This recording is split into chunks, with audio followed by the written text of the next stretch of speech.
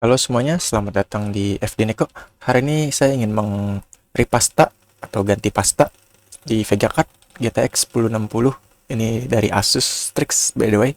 Dan selain itu saya akan mengganti thermal pad-nya juga di Vega ini ya guys. Oke, habis itu kita bereskan dulu dan habis itu kita langsung buka baut heatsink-nya. Untuk VGA Asus atau midrange ke bawah itu biasanya kadang bautnya itu gampang dibuka, cuma butuh 4 baut doang yang nempel ke heatsinknya. By the way, cara ngebuka bautnya kalian menyilang ya. Ini saya contohkan. Nah, ini satu buah sudah kebuka. Habis itu kita silang ya guys, nyebrang saat ngebukanya.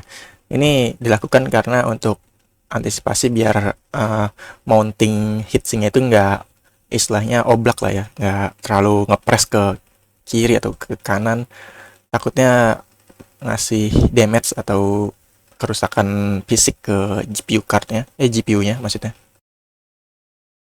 Nah oke, kalau sudah langsung saja kita angkat, tapi hati-hati karena masih ada sebuah kabel konektor fan ya guys.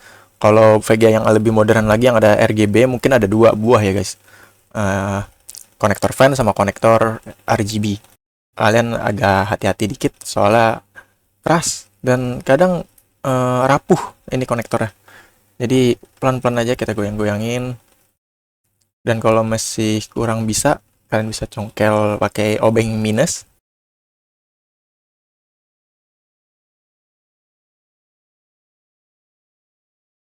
Nah, sudah kebuka ya guys. Saya congkel pakai obeng minus di sela-sela itunya penguncinya. Cukup dimiringkan saja, jangan dicongkel karena gampang mental. Jadi miringkan saja.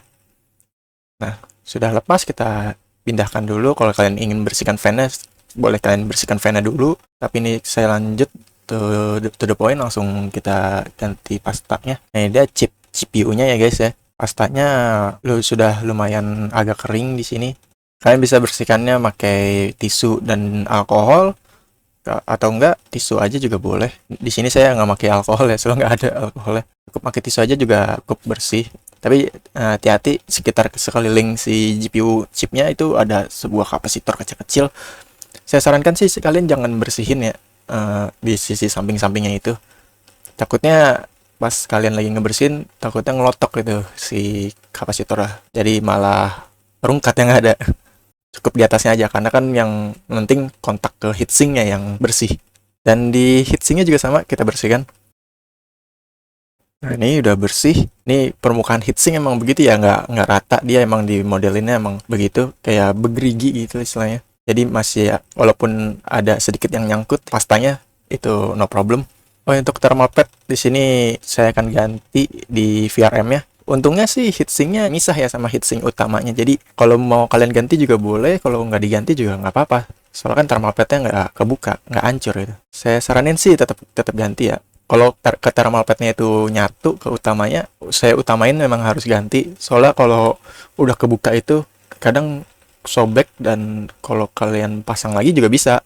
Cuma takutnya pressingnya jadi nggak stabil dan takutnya kurang kontak atau ngepres ke VRM atau chip memorinya. Untuk seri Asus yang ini, untungnya sih VRAM-nya atau memorinya nggak ada thermal pad-nya ya, cuma VRM-nya aja. Jadi sekalian saya tunjukin juga cara ininya. By the way, di sini dia memakai 2 buah baut ngebuka heatsink kecil VRM ya. VRM ini dia bertugas sebagai voltase regulator untuk ke GPU-nya. Nah ini memang rapuh ya bisa dibilang, tapi agak lengket kayak permen karet, cuma tipis. Oh ya by the way ukurannya kalau di Asus ini kemudian sih di rata-rata VGA rata-rata itu 0,5 ya. Ini yang untuk Asus ini saya beli yang 0,5 dan itu pas ya. Sesuai dengan thermal pad yang lamanya ukurannya, ketebalannya maksudnya. Saya saranin sih beli 0,5 aja. Kalau misalkan masih kurang ngepres atau kontak ke heatsinknya, mungkin kalian bisa ditumpuk aja. Kan sama aja kan jadinya. By the way ini saya bersihkan dulu. Ada debu-debunya dikit ini. Lanjut, kita buka thermal pad-nya. Ini saya beli yang selembar ya. Kalau nggak salah sekitar, saya lupa harganya, nanti saya kasih di caption ya. Dan kita potong sesuai dengan ukurannya. By the way, di sini saya pakai thermal pad bekasnya untuk sebagai patokan ukuran lebarnya ya. Habis itu saya potong. Kalau misalkan agak kelebihan juga lebar dikit juga nggak apa-apa, asalkan jangan terlalu kekecilan ya. Takutnya nggak kebagian chipnya semua, chip VRM-nya itu. Oke, habis itu kita potong satu lagi untuk VRM yang di bawahnya itu. Dia agak kotak persegi.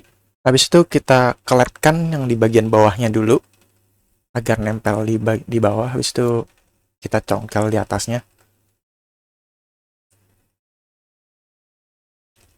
Untuk karena ini belum dipres sama sekali, jadi nggak terlalu nempel.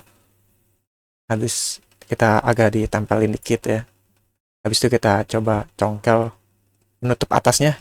Cuma nih yang bagian penutup atas ini dia pakai kayak plastik agak keras gitu. Nyongkelnya agak susah. Soalnya karena ini tipis banget thermal padnya, jadi penutup atau plastik yang plastik penutup si thermal pad ini dia juga lumayan tebal, jadi agak susah untuk nyongkelnya.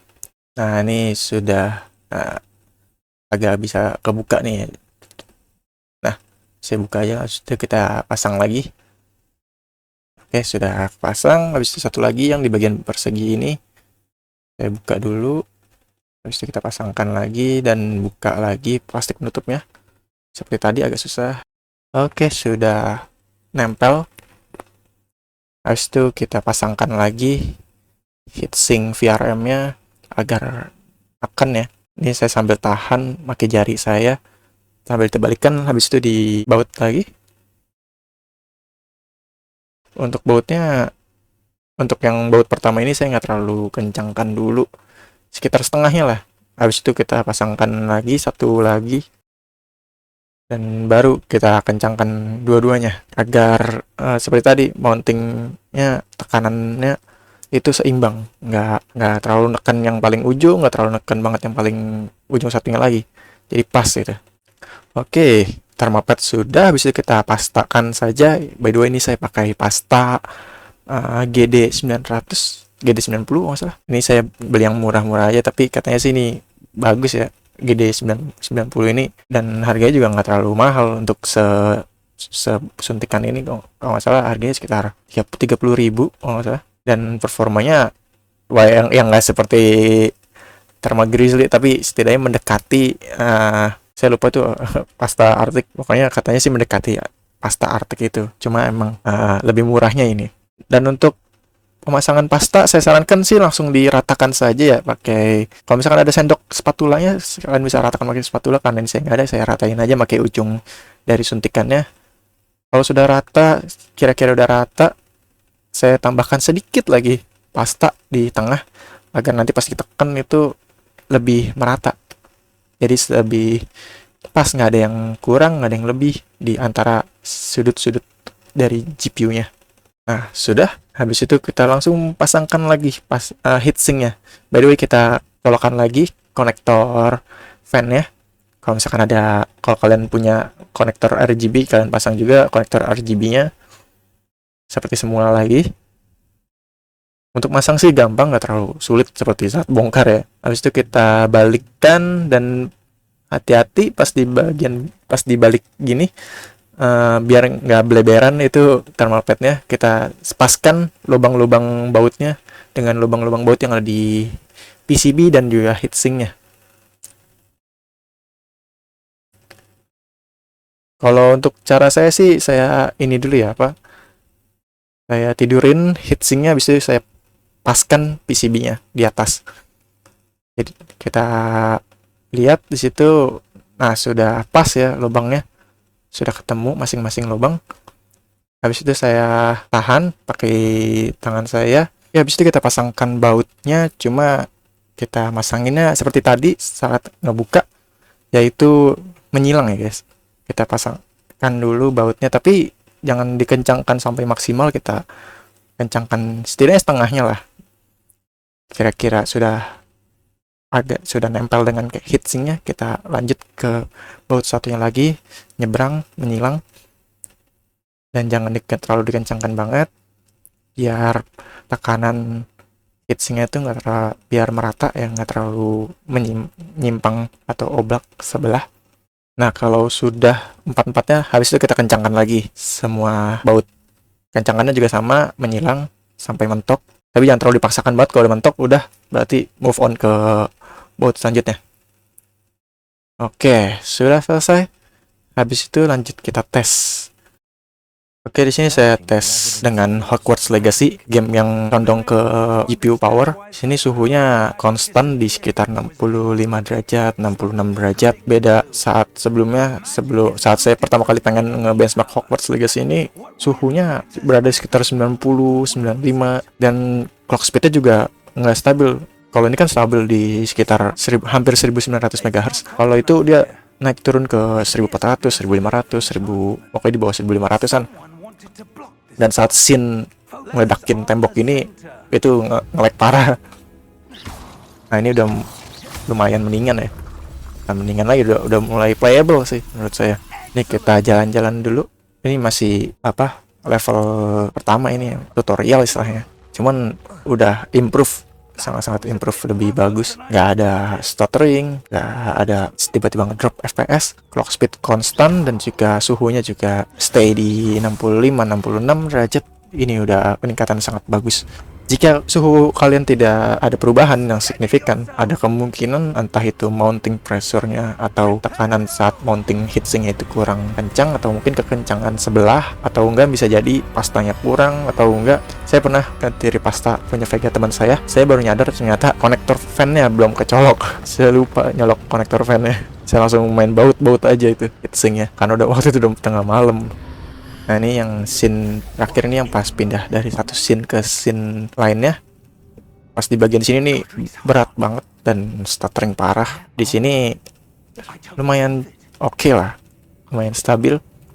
Oke, mungkin kok segitu aja dari video ini.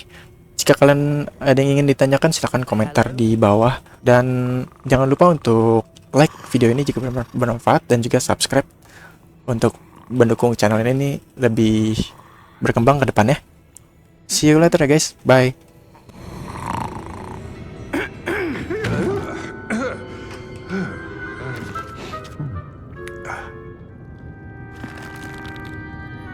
It can't be.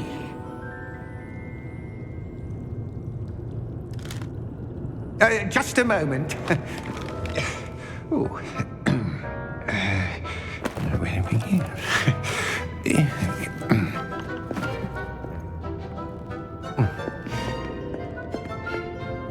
Welcome to Gringotts Wizarding Bank.